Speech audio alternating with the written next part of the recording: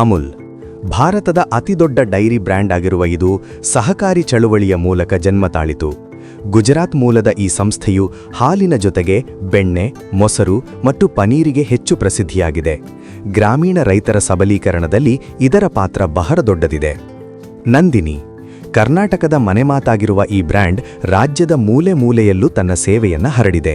ಕರ್ನಾಟಕ ಹಾಲು ಒಕ್ಕೂಟದ ಅಡಿಯಲ್ಲಿ ಬರುವ ಇದು ಗುಣಮಟ್ಟ ಮತ್ತು ಕಡಿಮೆ ಬೆಲೆಗೆ ಹೆಸರುವಾಸಿ.